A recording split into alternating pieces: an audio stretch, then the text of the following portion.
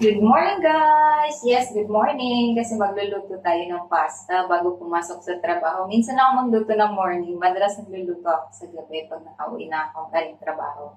So, ang lulutuin natin is pasta. Ayan. Tapos, ito yung isasahog natin. Pastrami. Wala kasi akong nakitang beef bacon. Tapos, may ready na tayo na carbonara sauce. Tapos, cooking cream, halo ko ng konti. Tapos, mozzarella cheese. Let's go. So, since kumulo na yung tubig natin, lagyan na natin yung pasta. Ito pala yung itsura niya. So, ganito. So, 4 na peraso lang. Kasya na to sa akin.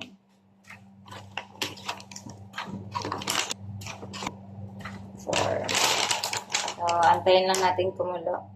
Guys, ito palang pastrami. Ano na siya nakalagay? Ready to eat na siya. Fully cooked. Pero sa tingin ko, anin ko lang siya konti. Tawag nito. Lutuin ko lang siya ng konti.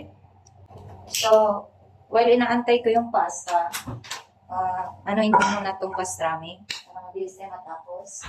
So, maglagay tayo ng konting olive oil. Kahit di pa mainit yung oil, lagay ko na para hindi tumalsik. Ganyan.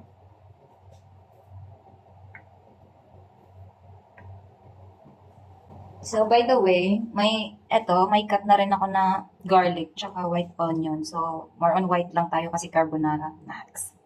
So, iniisip ko kung ikakat ko pa ba to. Parang, ang bango niya. Grabe.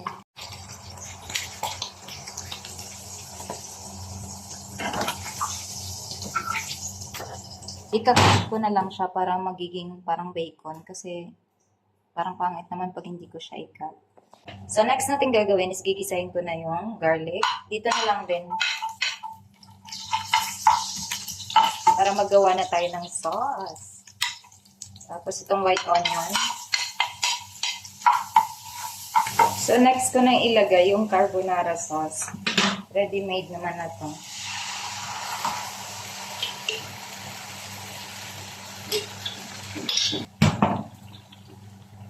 So, ito, yung cooking cream. Ayan, cooking cream. So, pwede naman siguro hindi nalagyan ito, pero ako trip ko lang lagyan ng cooking cream para mas madami pa yung sauce.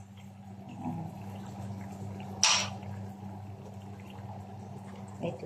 Lagyan natin ng konti dito para maano yung natira. Shake, shake, shake.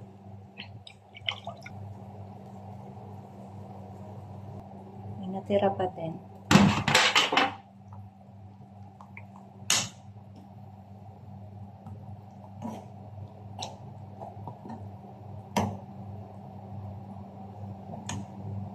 So, nilagyan ko ng konting tubig. Sayang kasi.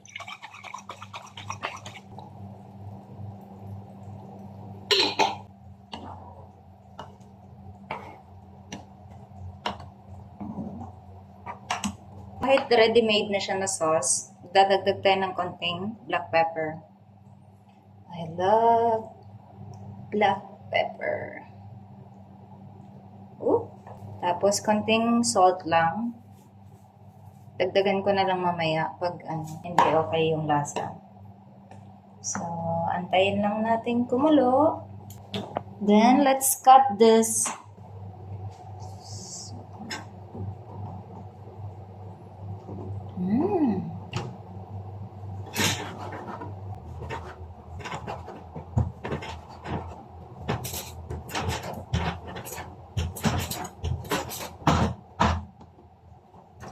Yo!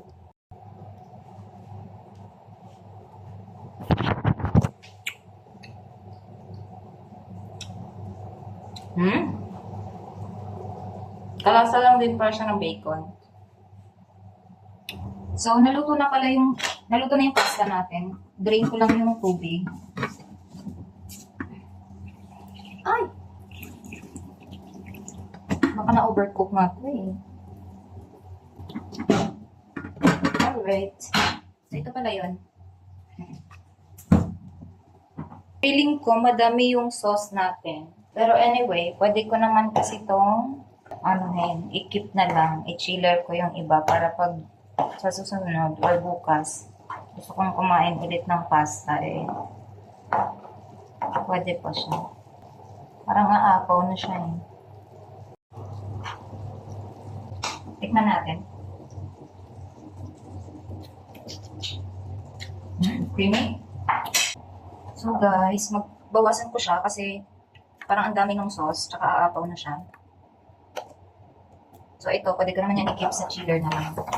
Tapos ayun, nagkalat. Hininaan ko na yung apoy guys. Lagay na natin yung pasta.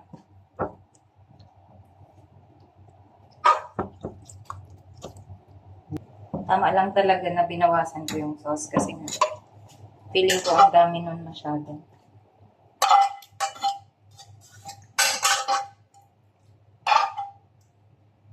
Sayang. Alam nyo, nakakatuwa lang kasi samantalang dati, nung bata pa ako, makakatikim lang ng pasta pag may birthday. Tapos yung common lang na pasta is spaghetti. Sarap pala talaga pag nagkaroon ka na ng sariling trabaho, may sarili ka ng sahod, pwede ka nang tumikim ng gusto mong tikman. Basta, pasok sa budget. Diba? So, since parang creamy naman na siya, yung cheese, kunti lang ilalagay ko. Okay na yan. Tapos, lagay na natin. Kinamay ko na.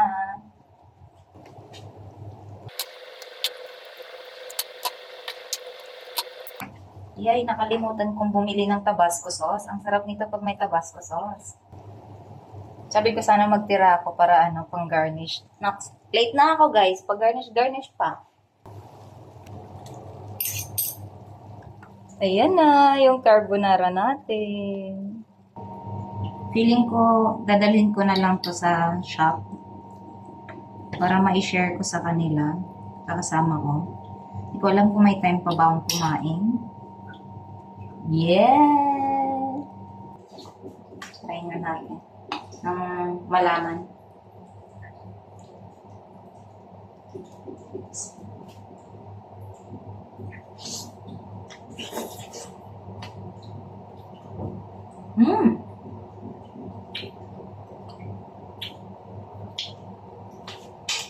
Akala ko na-overcook yung pasta. Okay lang pala. Walang chili flakes. I love with chili flakes. Cheers! Cheers! Kain po!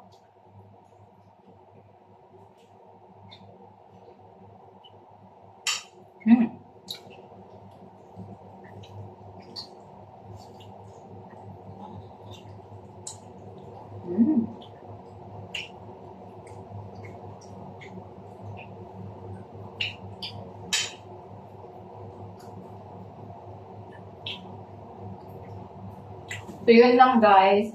Sana may natutunan kayo sa video na ito. Magluto din kayo ng carbonara. Madali lang, di ba? Easy! Bye-bye!